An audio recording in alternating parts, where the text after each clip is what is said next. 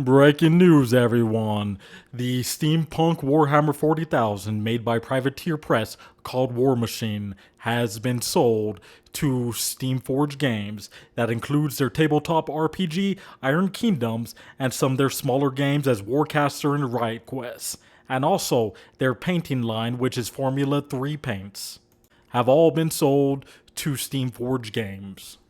And in my personal opinion, this is a plus for War Machine Iron Kingdom fans in general, because Privateer Press has not been doing the best that they should be. After all the craziness during 2020, what happened in their factory over in China is that their molds were stolen, so they had no way to make any of their product. So what they decided to do was launch Mark IV and pretty much make a whole completely different game.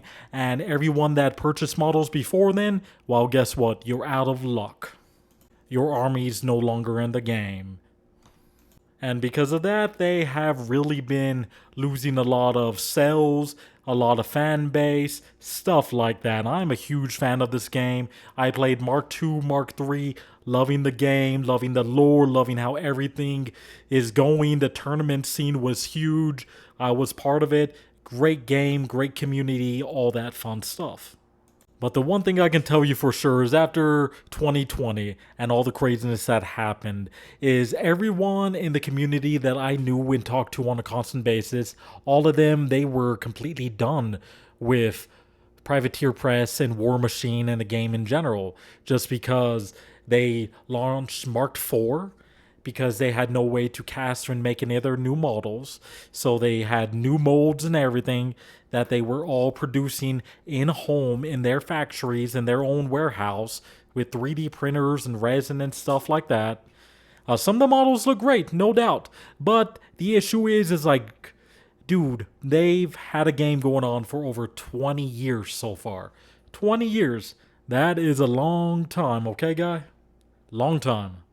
So my big question about this is why even make a new game? Because Mark IV, it's pretty much, hey, we're making a new game with War Machine and Hordes. So yes, it's two games, War Machine and Hordes. They are games that are pretty much sister games that are made to be played together. So you can play them together. They have the same rules. They just have a few different things that kind of make them a different game, but they're the same game. It's, if you actually look at the map in the game, is that one part of the country, like the main country that you're playing in, one part of it is War Machine and the other part is Hordes. So it's just, War Machine is, yeah, War Machines. They're steampunk robots. And then Hordes is big old monsters. But I am definitely going more in depth than I actually want to about this, so let me continue and go back to what I'm talking about. With the introduction of Mark IV, is that all the current armies that were already in War Machine and the Iron Kingdoms have pretty much been scrapped. So they had an event before then. It was actually called the Dark Omen.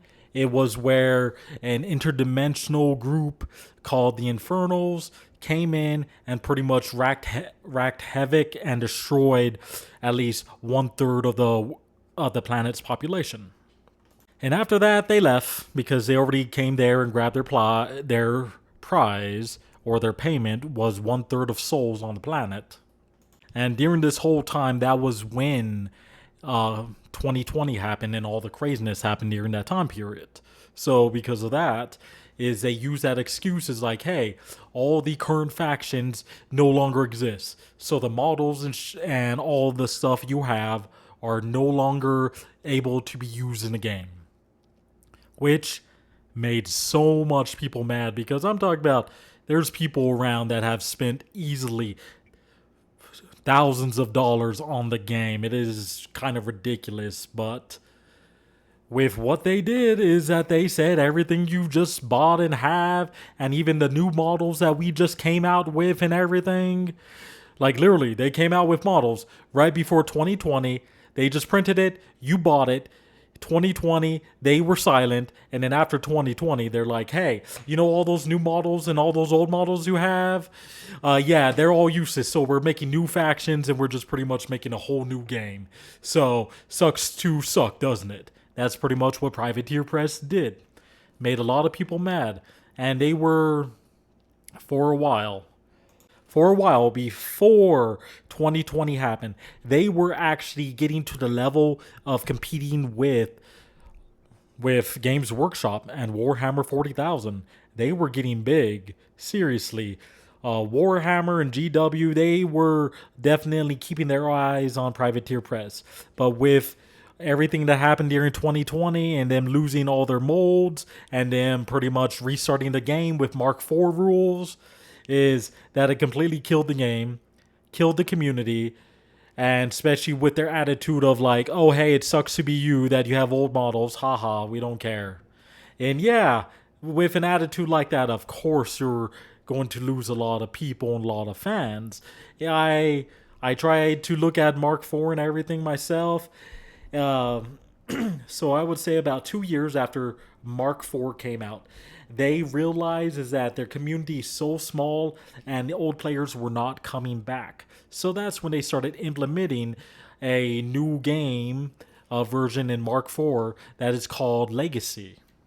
Legacy is pretty much all the rules and all the units from the old factions were placed in the game, and they're just pretty much like, hey, here's their rules as they were. We're not going to maintain them or care about them. So it's pretty much like Legacy stuff from War or Legends stuff from Warhammer. That's what they did. So people were able to play. They got a little bit of fan base, but a lot of people were like, dude, you had 20 years worth of models, 20 years worth of games, people, stuff like that, and you threw it all away.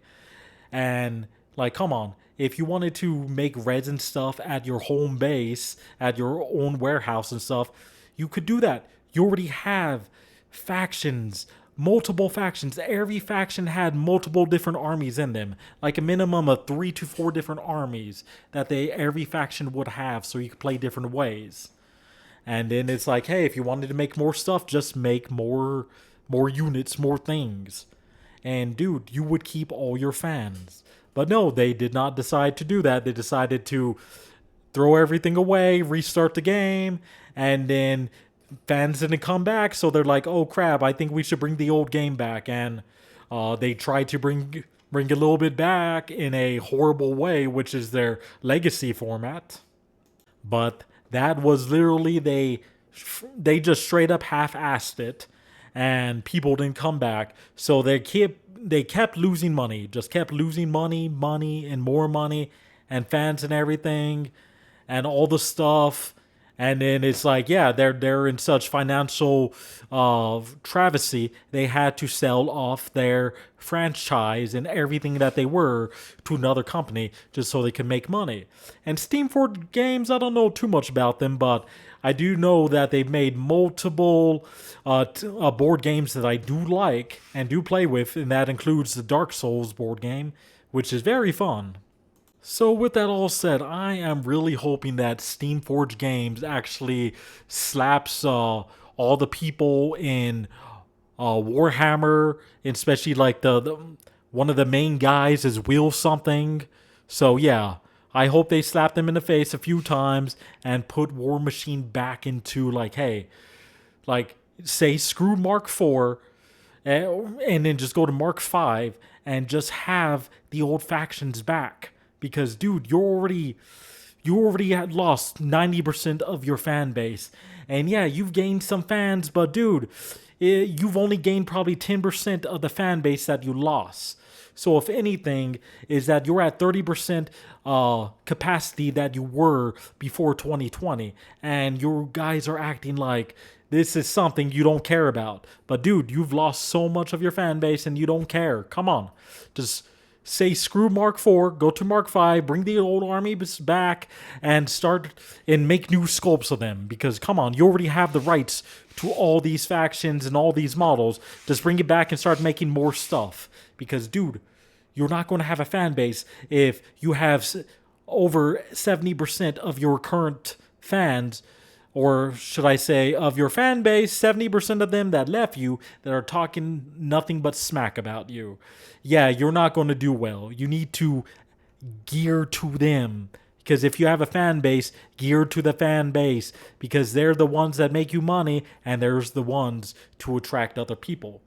But with that all said and everything, guys, thanks for watching. Like and subscribe. And remember, always love the Kellhound. You all take care now.